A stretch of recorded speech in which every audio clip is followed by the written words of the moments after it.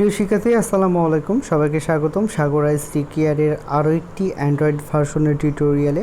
আমরা ধারাবাহিকভাবে HSC ICT chapter 4 HTML এবং ওয়েব ডিজাইনের ধারাবাহিক বেশ কিছু টপিক নিয়ে আলোচনা করছি, যার মধ্যে এর আগের দুটি টিউটোরিয়ালে আমরা লিস্ট ট্যাগের অর্ডার লিস্ট এবং আনঅর্ডার লিস্ট নিয়ে আলোচনা করেছি।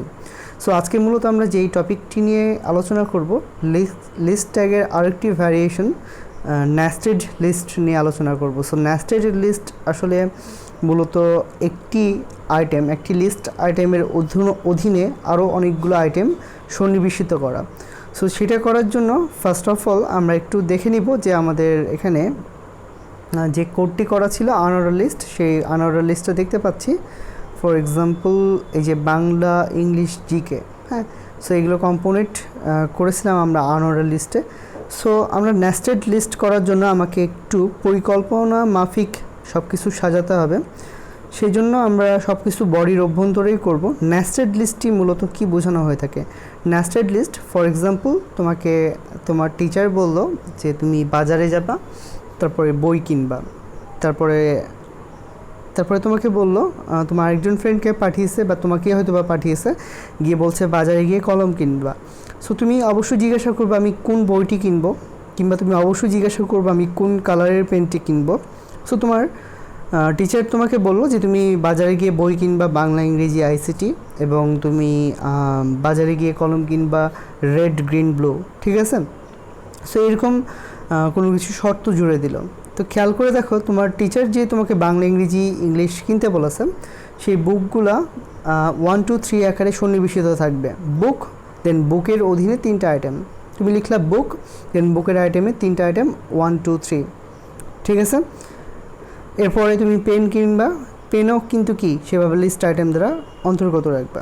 সো খেয়াল করে দেখো, ফার্স্টে আমরা যেহেতু নেস্টেড লিস্ট করছি, নেস্টেড লিস্টের বেশ কয়েকটা টাইপ নিয়ে আলোচনা করব।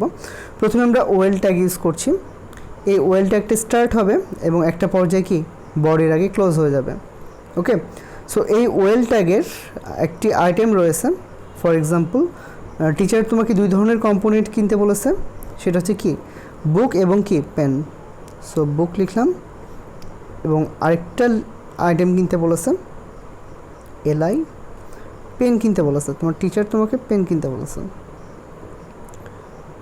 ওকে, সো তোমাকে 2 ধরনের আইটেম কিনতে বলেছে বুক এবং পেন, তুমি লিখলা। বাট যখন তোমাকে বলে দিয়েছে বুক, তুমি আরও 3 প্রকারের বুক কিনবা, বাংলা, ইংরেজি, আইসিটি, তোমাকে স্পেসিফিকভাবে বলে দিয়েছে তুমি বাংলা, ইংরেজি, আইসিটি বইটা কিনবা। তো সেটার জন্য তোমাকে যেটা করতে হবে, বুকের আন্ডারে লিখতে হবে সেই কম্পোনেন্টগুলো। সো আমরা এখানে লিস্ট আইটেম লিখে এলআই যেমন ক্লোজ করে ফেলেছি, সেখানে ক্লোজ করতে পারবো না। যদি বুকের আন্ডারে আরও কিছু আইটেম থাকে, তাহলে কি আমরা ক্লোজ করতে পারবো না।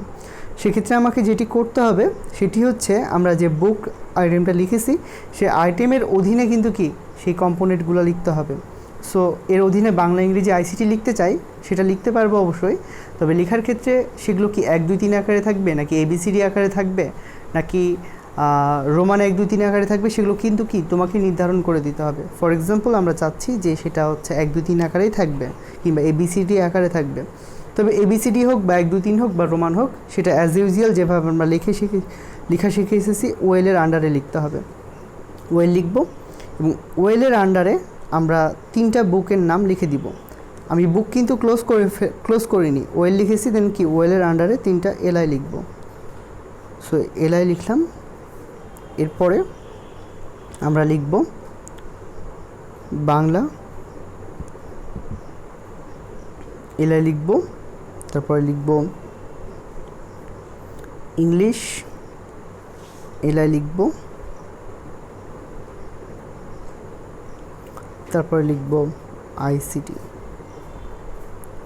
ওকে, সো বুক লিখেছি, বুক ক্লোজ করিনি, বুকের আন্ডারে 3টা লিস্ট আইটেম লিখলাম, যেটা কিনা এই লিস্ট আইটেমটা ওয়েলের আন্ডারে ছিল। সো আমরা এখানে যেটা করব, ওয়েলটা ক্লোজ করে ফেলবো। এই যে ওয়েলটা আমরা শুরু করেছিলাম, সেই ওয়েলটা কি ক্লোজ করে ফেলবো, ঠিক আছে?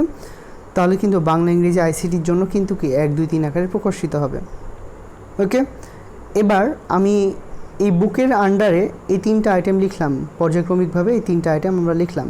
এখন আমাকে যেটা করতে হবে, বুকের যে এলআইটা ক্লোজ করার কথা ছিল, এখানে যে এলআইটা ক্লোজ করা উচিত সেই এলআইটা আমরা কি এখানে ক্লোজ করে ফেলবো। এটা পুরোটাই কিন্তু কি বুকের আন্ডারে হলো, বুক এখানে স্টার্ট করেছি, এখানে কি শেষ করেছি। সো এখন দেখো বুকের আন্ডারে 3টা আইটেম বাংলা ইংরেজি আইসিটি, এগুলো কিন্তু কি 1 2 3 আকারে প্রদর্শন হচ্ছে।